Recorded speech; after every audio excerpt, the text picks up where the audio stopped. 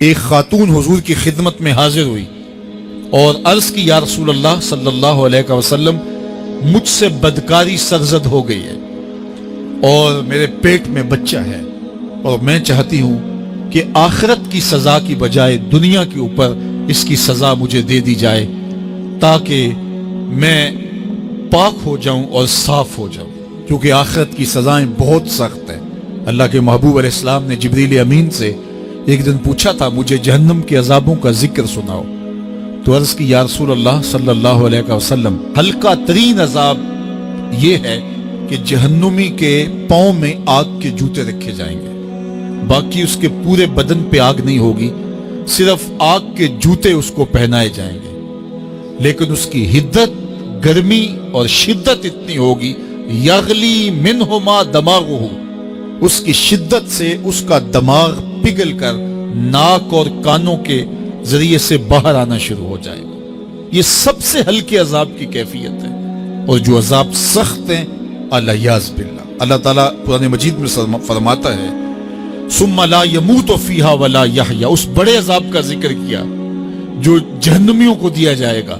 فرمایا اس عذاب کی کیفیت یہ ہوگی بندہ نہ جیے گا نہ مرے گا۔ جیے گا اس لیے نہیں کہ آگے اور پیچھے دائیں اور بائیں آگ ہی آگ ہوگی، تو اس آگ میں جینا کو جینا تو نہیں ہوگا، اور مرے گا اس لیے نہیں کہ موت کو موت آ چکی ہوگی، تو وہ کتنا سخت عذاب ہوگا الیاذ باللہ کہ ہلکے ترین عذاب کی کیفیت یہ ہے کہ پاؤں میں آگ کا جوتا اور دماغ پگھل کے ناک اور کانوں کے راستے سے باہر آ جائے۔ تو اس نے عرض کی یا رسول اللہ صلی اللہ علیہ وسلم میرے اوپر حد جاری کر دیجئے، اور اس نے کہا کہ میرے پیٹ میں جو ہے وہ بچہ ہے۔ اللہ کے محبوب علیہ السلام نے فرمایا جاؤ جب بچہ پیدا ہو تو پھر آنا۔ وہ چلی گئی، تو جب بچہ پیدا ہوا تو گود میں اٹھائے پھر حضور کی خدمت میں حاضر ہوئی اور عرض کی یا رسول اللہ یہ ہے بچہ جو میں نے گناہ کیا تھا، بدکاری کی تھی، آج یہ اس کی نشانی ہے۔ تو اللہ کے محبوب علیہ السلام نے فرمایا کہ اسے لے جاؤ اور اسے دودھ پلاؤ، اور جب یہ کچھ کھانے پینے لگ جائے گا تو پھر آنا۔ کچھ دنوں کے بعد وہ دوبارہ حاضر ہوئی اور اس نے اس بچے کے ہاتھ میں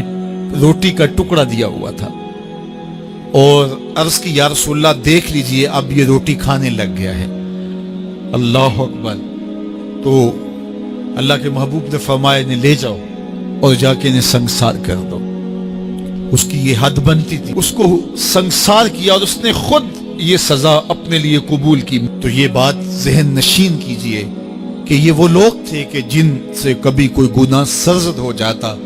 تو وہ جلد توبہ کرتے، اور اس کی بڑی سے بڑی حد اور سزا بھی ہوتی تو وہ بھی کاٹنے کے لیے تیار ہو جاتے۔ میں اور آپ دیکھیں کہ ہماری زندگی میں اگر گناہ ہیں اور ہمیں سچی توبہ کی توفیق بھی نصیب نہیں ہے تو پھر ہم سوچ لیں کہ ہم کہاں کھڑے ہیں۔ دیکھیے اللہ دلوں کے بھید جانتا ہے۔ سچی توبہ یہ ہے کہ جو کیے پر ندامت ہو اور آئندہ نہ کرنے کا عزم مصمم ہو، پکا ارادہ ہو کہ یہ گناہ زندگی میں دوبارہ نہیں کروں گا۔ الگ بات ہے کہ پھر دوبارہ اس سے سرزد ہو جائے، لیکن جب وہ توبہ کر رہا ہو تو اس وقت اس کا پختہ عزم ہو اور اس کے دل کے کسی گوشے میں نہ ہو کہ چلو میں توبہ کر لیتا ہوں اور پھر ہو گیا تو پھر کر لوں گا۔ پکا عزم ہو کہ دوبارہ یہ گناہ نہیں کروں گا، اور اگر زبان سے توبہ توبہ کر رہا ہو اور دل میں ہو کہ ٹھیک ہے یہ تو صبح بھی مجھ سے عمل بد سرزد ہونا ہے، تو اللہ تعالیٰ سے یہ مذاق کرنے والی بات ہے، اور اللہ تعالیٰ سے جو مذاق کرتا ہے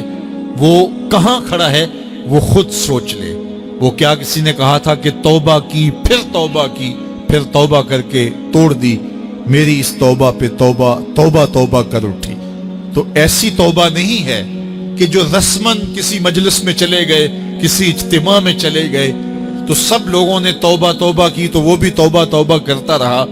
لیکن اس کا عزم مصمم پختہ ارادہ نہیں تھا گناہوں کو چھوڑنے کا، تو یہ توبہ نہیں، یہ مذاق ہے۔ اس لیے اللہ کے حضور سچی توبہ یہ ہے کہ ما قبل کے گناہوں سے ندامت پیدا ہو جائے اور سچے دل سے ارادہ کیا جائے، پختہ عزم کیا جائے کہ دوبارہ میں یہ گناہ نہیں کروں گا۔